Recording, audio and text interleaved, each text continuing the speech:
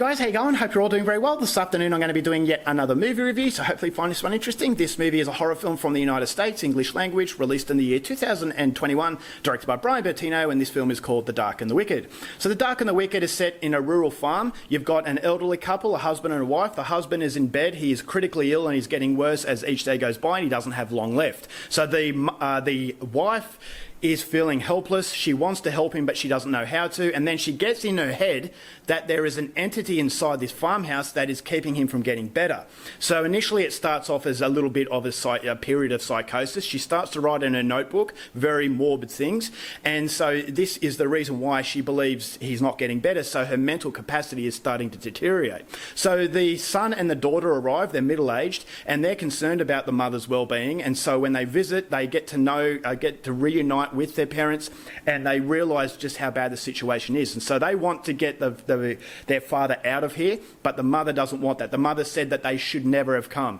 And so initially they believe that she's just being stubborn, but when they start to read the mother's diary and they start to experience strange events, they start to believe maybe they shouldn't have come. And so what happens and what's in store for them is something you're going to have to find out for yourself, because that's as far as I'm going with my synopsis. Now my thoughts on The Dark and the Wicked. This is a film that everyone appears to love. A lot of people are saying that this is the scariest movie to come around in a very long time. And the fact that Brian Bertino directed The Strangers, which is a film I really enjoyed, was another reason why I was excited to check this out. So when it came out on Shudder, I thought I have nothing to lose, but hopefully, fingers crossed, this is going to be a knockout movie, and it was a film that I would enjoy just as much as The Strangers.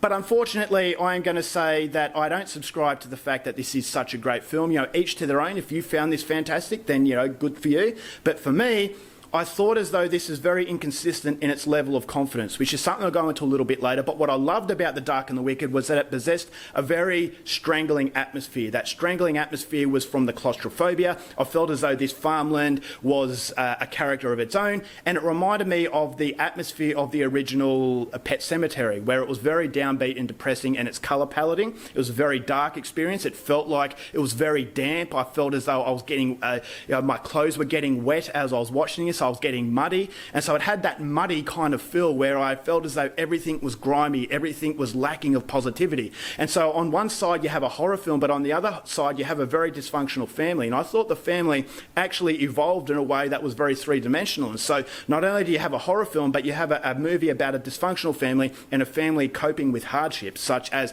a physical illness and also a mental illness. And so when these son and daughter actually arrived to the house, I thought, all right, well, everything's evolving. Everything that comes into the movie is coming in for a very specific reason, and that reason is to further sustain your interest. And I thought it did a fairly good job. I thought as though nothing was really boring, because the story evolves in a way that was captivating.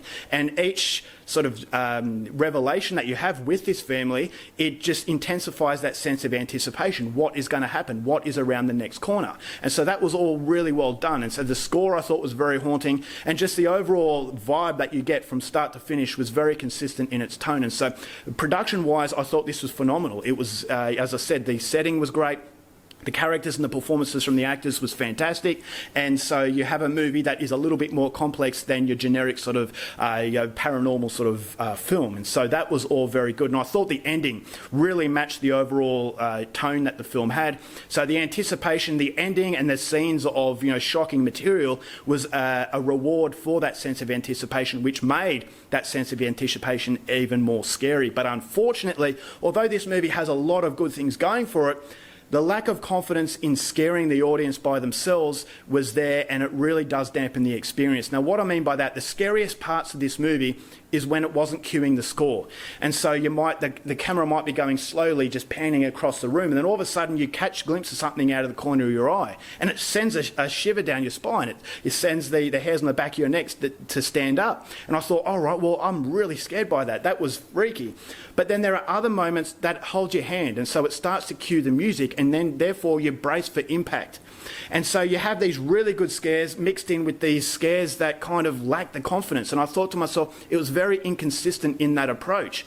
And so these moments where it was holding a hand, I believe that it was the director saying, okay, I'm kind of not confident you're going to be scared by this, but if I cue the music and I make it really scary, then you're going to, freak out. But when you brace for that impact, it's kind of like playing fortune teller. You know what's around the corner. Whereas the moments that don't brace for that impact, the moments that don't have that score, I thought were really, really well done and really, really scary. But then I started to become a little bit irritated by the moments where it does hold your hand. And when you see something out of your corner of your eye, the score will actually tell you, okay, bang, that's when you should be feeling scared. And so unfortunately, a lot of these American horror films do this. Foreign horror films don't do it as much. There are some that do, but the majority of them don't. And that's what makes them so good. But in this film, as I said, there were moments that were so good, but then there were moments that were a missed opportunity. And so I thought it was very inconsistent in the horror aspect. Yes, the atmosphere was great, but unfortunately, the horror set pieces don't quite complement that atmosphere in a way where I thought it as though it took full advantage of what it takes to be an absolutely fantastic horror film. And so that to me was the most disappointing aspect. But pushing that aside, it is still a film I would highly recommend. The atmosphere is great. There are some really shocking moments, but I thought as though this movie should have been so much more, because in some instances it has the confidence, but in other instances for some reason it doesn't. And so the confidence levels are very inconsistent, therefore it just doesn't produce the horror that I really wanted from this movie, and I just don't feel as though it's as scary as the majority will make you believe. So that was disappointing, but it's still better than a lot of the generic horror films going on out there. I'm going to give The Dark and the Wicked 3.5 stars. Alright guys, that's it for my review. Hope you enjoyed it. Till next time, keep watching movies, and I'll see you later.